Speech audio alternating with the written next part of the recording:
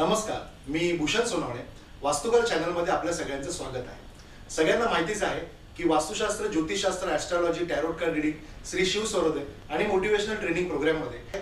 आणि आता आपल्याला बघायला मिळणार आहे की राधिका पाटील मॅडम आपल्याला वास्तुशास्त्र, ज्योतिषशास्त्र या विषयावरती काय क्वेश्चन्स विचारतायत. चला तर मग भेटूया आपण राधिका पाटील. नमस्कार, मी लावणी संग्रामनी सिने अभिनेत्री राधिका पाटील. मी 2011 पासून लावणी क्षेत्रामध्ये काम करत आलेली आहे आणि मला खूप आनंद आहे की मी लावणी सारखा परफॉर्मन्स आजही मनोरंजन प्रेक्षकांचं करते आहे आणि आजही प्रेक्षकांचं खूप छान प्रोत्साहन आहे. तसेच मला बालगंधर्व युवा लावणी सम्राज्ञी शासनाचा पुरस्कार 2014 रोजी मिळाला होता आणि मला खूप आनंद आहे की ह्या पुरस्कारामुळेही माझं खूप छान नाव झालं या क्षेत्रामध्ये. त्यानंतर मी शांताबाईसारखं अल्बम गाणं, जे संपूर्ण महाराष्ट्रात नव्हे जगभरामध्ये म्हणावं लागेल, कारण शांताबाई गाणं दुबई, अमेरिका सारख्या ठिकाणी पोहोचली आहे आणि या गाण्याला खूप छान प्रोत्साहन मिळालं आणि ह्या गाण्याची शांताबाई मी झाले. So I am so happy. आणि ह्यानंतरही मी अनेक अल्बम गाणी केलेली आहे, चित्रपटही केला, अभिनय करायची संधी मला या माध्यमातून मिळाली. एक मराठा लाख मराठा हा माझा पहिला चित्रपट होता. यामध्ये मी अनेक मोठमोठ्या कलाकारांसोबत काम करत आली आहे आणि खूप छान वाटते आज की एक नाव महाराष्ट्रामध्ये, एक लावणी सम्राज्ञी असेल किंवा शांताबाई असेल, तर हे मला एक सिग्नेचर नाव मला मिळालं. सो थँक्यू सो मच की सर्व प्रेक्षकांचं प्रेम आज माझ्यावर इतकं भरभरून आहे.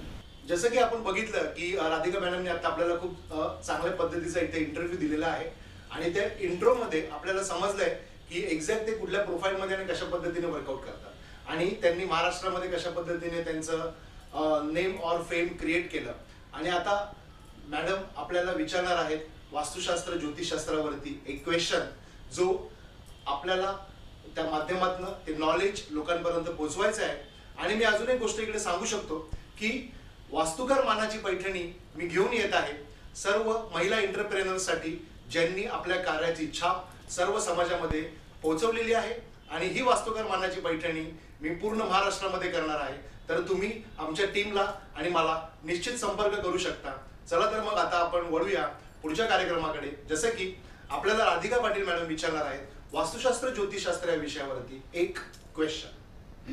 सर, मला प्रश्न नेहमी पडतो की आपण बोटांमध्ये अंगठा वगैरे घालतो आणि त्याच्यामध्ये रत्न खडा असतो किंवा ती अंगठी, त्याचा प्रभाव काय, म्हणजे ते कशा पद्धतीने खरंच काम करतं का?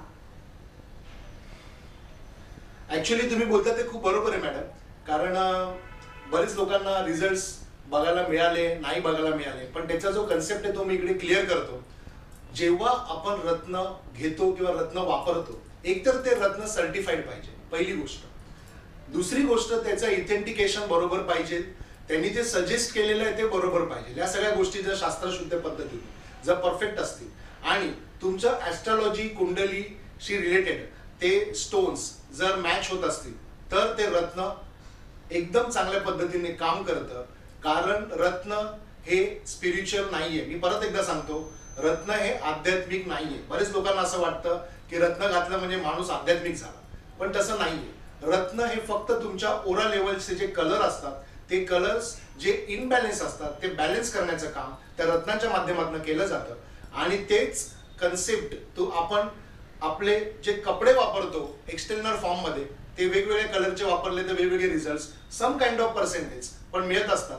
तसंच रत्नांचं पण थोडं डीपली गेलो आपण तर रत्न हे आपल्या ओरा लेवलवरती काम करतात आणि ओरा लेवल आपल्या चक्रा लेवलवरती काम करतं. आणि जेव्हा ओरा आणि चक्रा हे बरोबर बॅलेन्स होतात, त्यावेळेला त्या रत्नाचा डेफिनेटली रिझल्ट मिळतो.